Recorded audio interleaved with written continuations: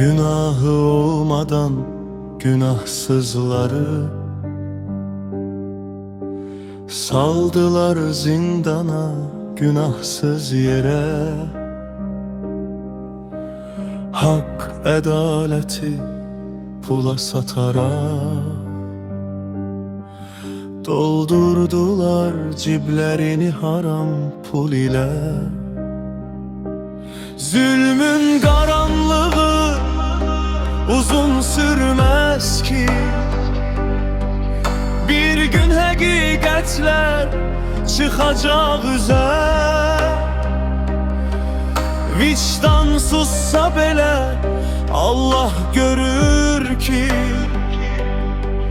hak galip gelecek geç tez yine de.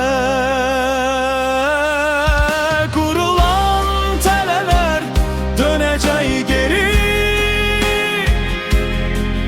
yalanın ömrü uzun olmaz ki. Hiç kim kaçabilmez hak divanından. En büyük hakimdir uca yaradan. Kurulan teleler dönecek geri, yalanın ömrü uzun olmaz ki. Hiç kim kaçabilmez hak divanından. En büyük hakimdir uca yaradan.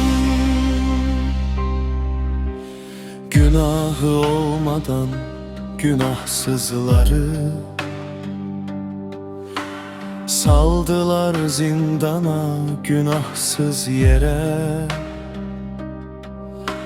Hak adaleti pula satarak doldurdular ciblerini haram pul ile. Zulmün karanlığı uzun sürmez ki, bir gün hakikatler çıkacak üze. Vicdan sussa bile Allah görür ki, hak galip gelecek geç tez yine de. Kurulan teleler dönecek geri, yalanın ömrü uzun olmaz ki. Hiç kim kaçabilmez hak divanından. En büyük hakimdir uca yaradar.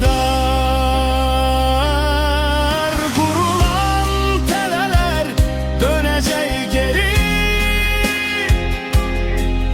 yalanın ömrü uzun olmaz ki. Hiç kim kaçabilmez hak divanından.